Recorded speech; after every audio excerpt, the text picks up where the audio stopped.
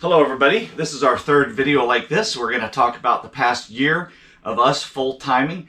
We've been doing this for 3 full years now. We just started our 4th year, and whatever we're going to talk about is just concerns between March 16th of 2024 to March 15th of 2025. So that's the year we're marking as our 3rd year. So you may notice the background is a little different from our previous videos. We'll talk about that probably in the questions we're going to talk. It may come up. If not, I'll recap at the end. And all of our statistics are going to be either at the beginning or the end of the video. I can't remember how I did it, but like all the miles we did, the states we visited, the parks all that kind of stuff.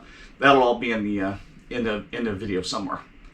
So the first question is, these are the same questions we asked during the other years.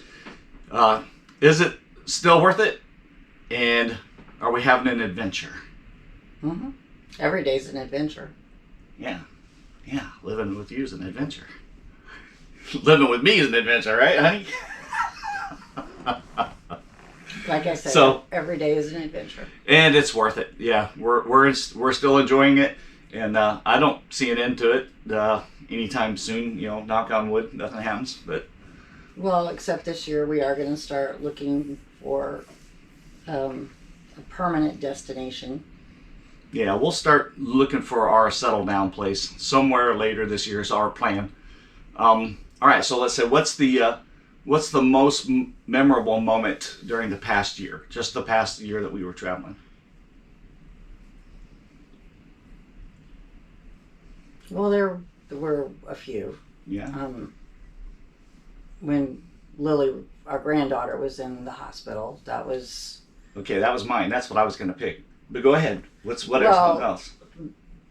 Because the reason it is because we had to change our plans, and we ended up spending the whole summer in North Carolina. We hadn't planned on doing that, but we had the flexibility to do that because this is what we do. Yeah, and I'll second that. That was what I was going to pick. The most memorable was that we dropped everything and we went to North Carolina because our granddaughter got put in the hospital. And they didn't know what it was, and it was touch and go there for a while. So she ended up spending 17 days in Children's Hospital, and yeah. So that was, I think, qualifies for that moment. Well, and December 18th was the day that we picked up our... Yeah, that was another... Our new rig. Our new... our Brinkley. Yeah, we left the Grand Design, which we loved. We loved everything about Grand Design and our camper, but we moved into a Brinkley Z3100. So we've been enjoying that extra room. So let me ask this. Then what's the most scenic views? What strikes you as our most scenic views? Well, this winter, when we went through Big Bend, Carlsbad Caverns, in its own way, is underground. Sedona, Arizona, the Red Rock, that was striking. Yeah. And where else? Well, I'll say in conjunction with that, we did a concerted effort to hit a lot of national parks this past year, and we did Mammoth Cave in Kentucky. We hit some parks in the east, and then we went out west. And Carlsbad Caverns is amazing. I don't know. There was a lot of scenery to see out there in the Southwest, but I'm not a Southwest environment kind of guy. It's all brown and dry and desert, and I guess that's okay for some people, but I'm more kind of mountains and pines and stuff like that. So, but it still was very scenic. Monument Valley, that was pretty cool. Very dusty though. Yeah, and doing the Forrest Gump road, that was pretty fun. That was ridiculous. All right. This leads into funnest adventure. Mm.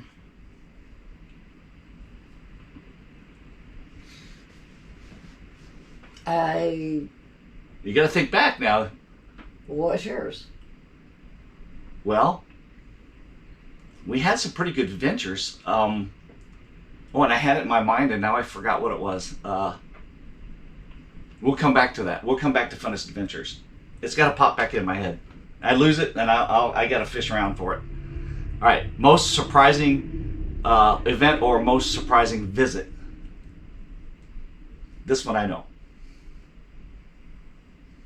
Well, when we were in Key West, and somebody we hadn't seen in 30 years showed up at the laundry room.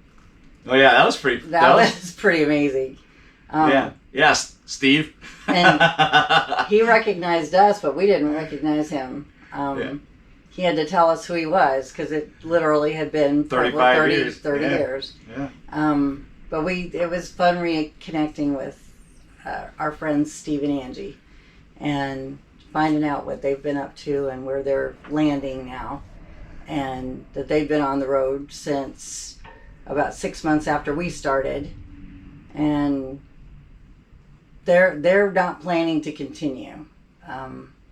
They're gonna build a house, and they're gonna do a different kind of traveling after that. But for us, we've decided this is the way to go. We're still on the road. So mine is going to be the most surprising, and the one I found to be way more than I expected was Petrified Forest National Park. I've seen petrified wood before, and I've seen stuff like that, and it's like, okay, it's kind of cool looking, but yeah, it's a rock that used to be a tree. Cool. But Petrified Forest is amazing. Now, it's not a forest. Everything's laying down on the ground. It's still a lot of rocks.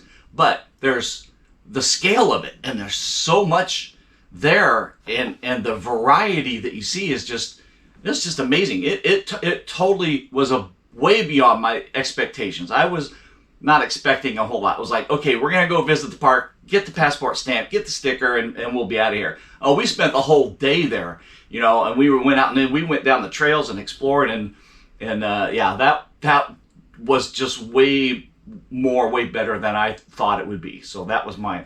Now let's go back to the funnest adventure. I remember it, and Chris will agree. I have no doubt when I say this, she is absolutely going to 100% agree and go, oh, the best adventure we had was swimming with dolphins. So well, that was a Christmas gift. Yeah, but still, we got to jump in the water, and we got to interact with the dolphins, and we got to, shake their fins and give them a kiss, and dance with them. And then we got pulled around. We jumped out in the water, and two of them came up, and we hooked onto their fins, and they pulled us all around the lagoon. That was awesome. That was great. If you're ever down in the Keys, and you're down on Marathon, just north of Marathon is the Dolphin Research Center, and that was a lot of fun. That was great.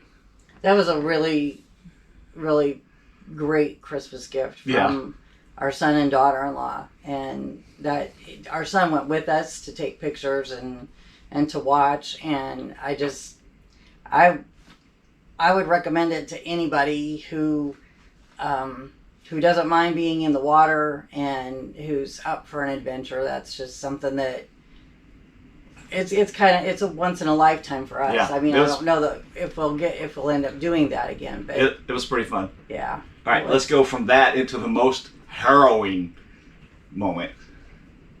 Well, I would say when we were in Texas and New Mexico, both places, we ended up in our brand new.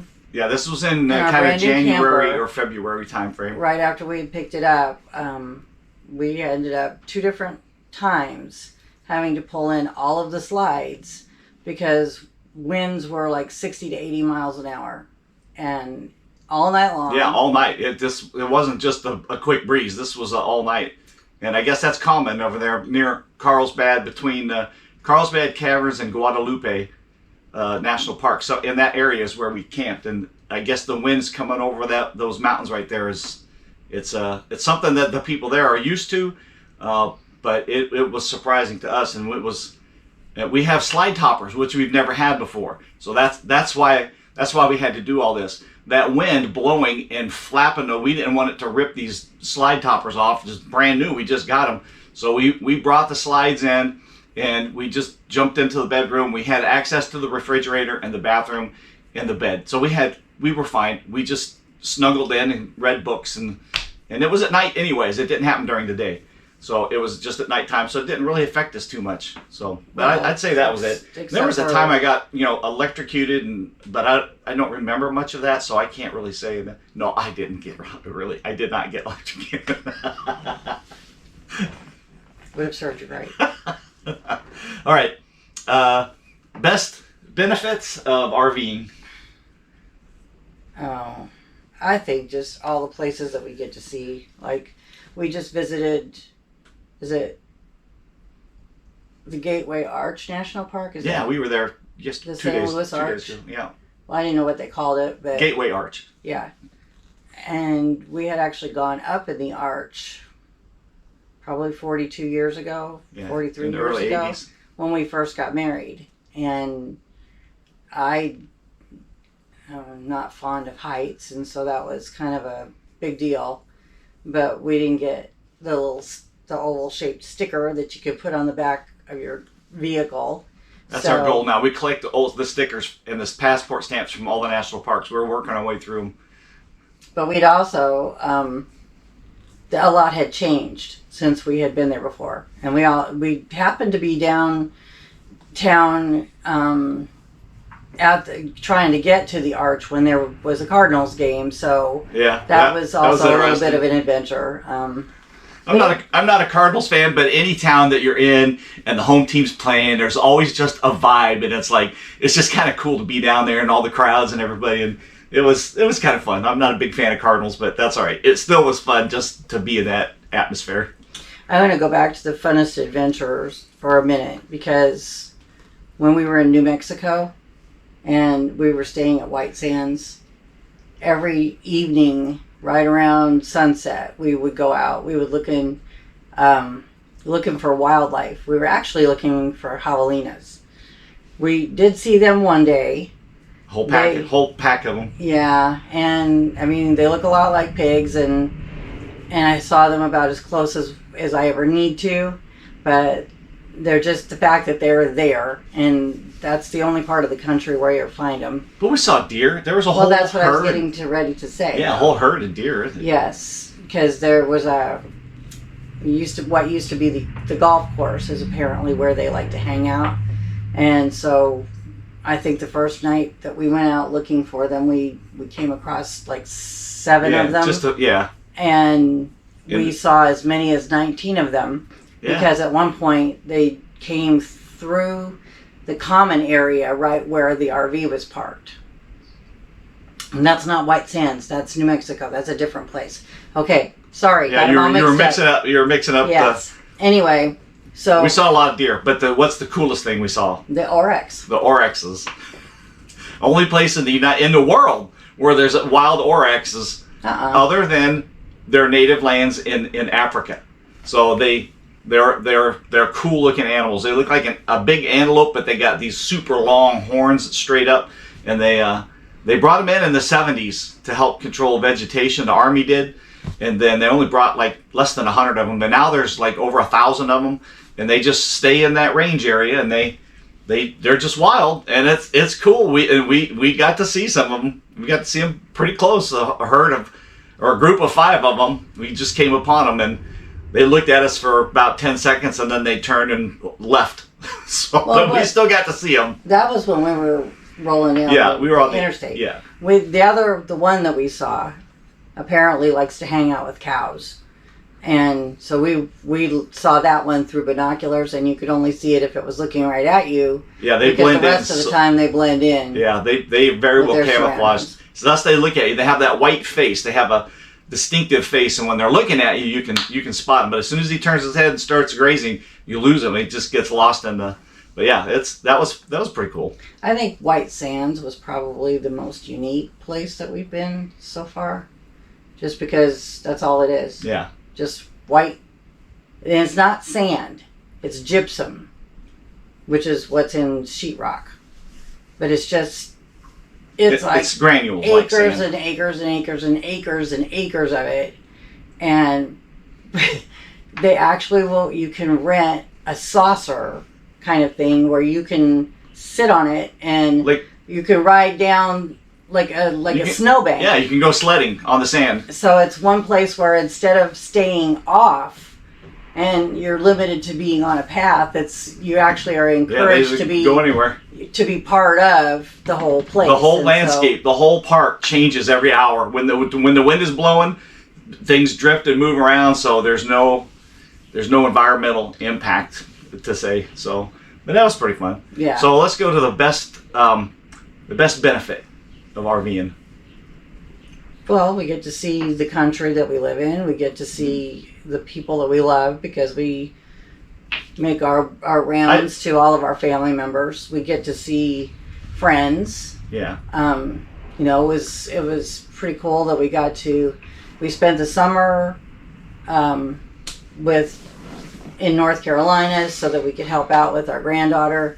We've been to Oklahoma where another daughter lives to help them her and her husband get settled in with their little guy. We've been to Maryland a couple of times because those are our friends, people that we spent over 20 years with, just living our lives. And then down in Key West, where we had the most excellent Thanksgiving in Key West this year. We spent in North Carolina. We've been in North Carolina. Christmas in North Carolina. We got to see our brothers in New Year's. At New Year's in Texas, in Dallas. Yeah. So what you're saying is, it's seeing family and friends, pretty much, with traveling in between. So all the other places like you said, Mammoth Cave and the hot springs and you add all of that other stuff in there because we just kind of make a continuous path so that we can go see all of those things without having to bounce back and forth. And it's just, all right. It's a lot of our adventures are unexpected. It's just but things that we didn't anticipate. Yeah, even though we planned a lot, we planned 9 months into the future at least. So what's the worst thing about RVing?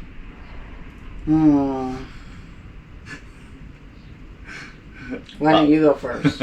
Emptying the black tank. I got to do that a lot. And how many times have you emptied the black tank? How many times have you dumped?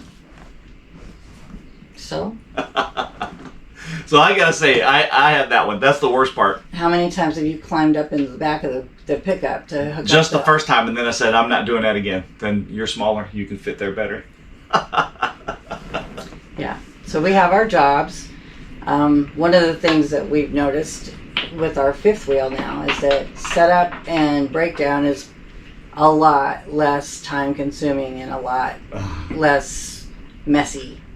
It's so much better with this Brinkley. Everything's just push button. You push the button zzz, and it works. And it's like leveling. We don't have to try to level. We don't need an app. We just hit a button and it does it. And it's great. We're getting spoiled by it. And at some point it's going to break because everything breaks. And then we'll have to deal with that. But we're enjoying it right now. It's pretty easy. Set up and take down 10 minutes, 15 minutes. And it used to take us 45 minutes. Well, and we're enjoying the fact that we have more breathing room in the camper. We have opposing slides down, and we have more room, and it felt like home the first time that we came up into the model that they had at the RV show. So we're very happy with the choice that we've made, and I'd say we're pretty well settled now. Okay. 2 more questions. What, if anything, would you do differently? We would have bought this earlier. That was a process, and we had to work ourselves through it. We're paid off. We had no debt. We have everything. We planned it out before we ever started full timing. We planned it out 2 years ahead of time. We knew what we were doing. We researched it and everything, and we were very happy with what we did. And it just took us a couple of years and a few little instances that came up that we were unable to comply with have other people, get together and meet with them or hang out during a storm or whatever. We just didn't have the room in the other camper. It led us to researching this, and we went to the RV show to research RVs, and we bought one. So no regrets. No regrets. So we wouldn't do anything differently, I guess. How about future plans for the rest of this year and into 2026? After we pretty much got it all mapped out already. I mean, honestly, we do.